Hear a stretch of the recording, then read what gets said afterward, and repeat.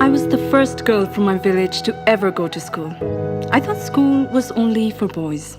Even the teachers were all men. At school, I felt lonely and embarrassed being the only girl. It felt like a punishment to me. So I decided to drop out. My family was very supportive, but some traditions still had a strong hold. I was 13 when I had my first period. I was not allowed inside my house and had to live in a cowshed for 3 weeks. It was not easy. I hardly slept.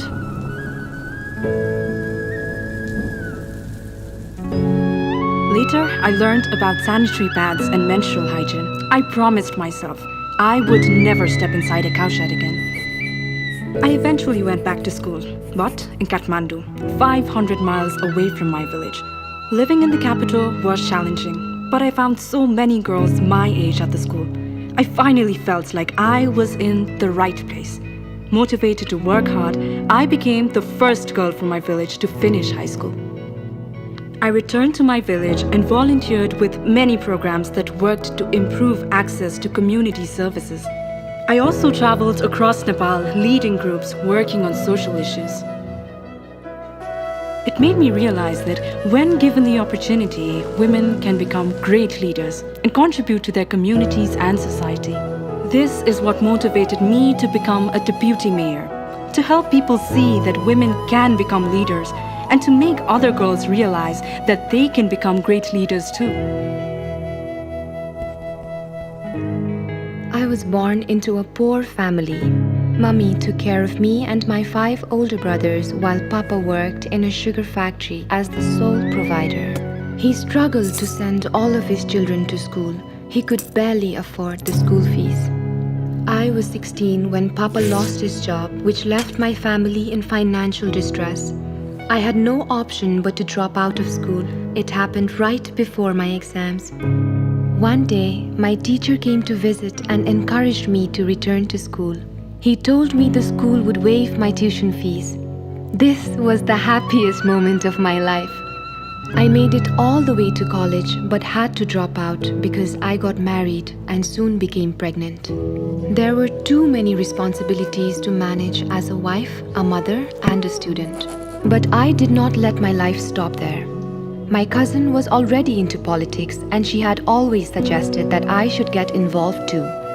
Seeing that we have so few women leaders in our society, I decided to run for deputy mayor. I participated in the joint programs training in my early days as a deputy mayor.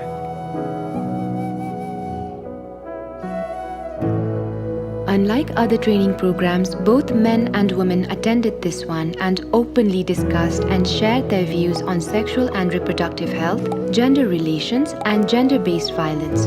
This helped me speak about these issues more openly too.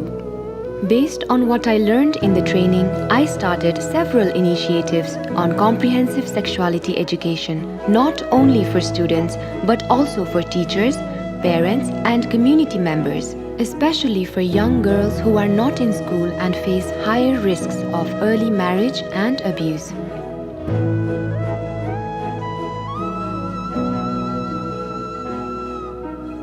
What I have learned should be shared with everyone, and that includes my family too. Small steps lead to big changes. I first learned about the concept of CSE through the joint program. The training enhanced my understanding of sexual and reproductive health, a subject that can sometimes be sensitive to discuss in communities like mine. I was also able to gain a deeper understanding of gender equality, women's rights, and how to tackle gender-based violence. I can now confidently talk about CSE and convey a clear message to people in my community.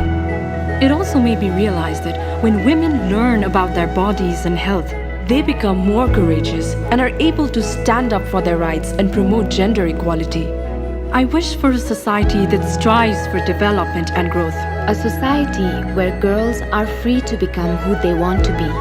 I will do everything I can to uplift women and help bring change.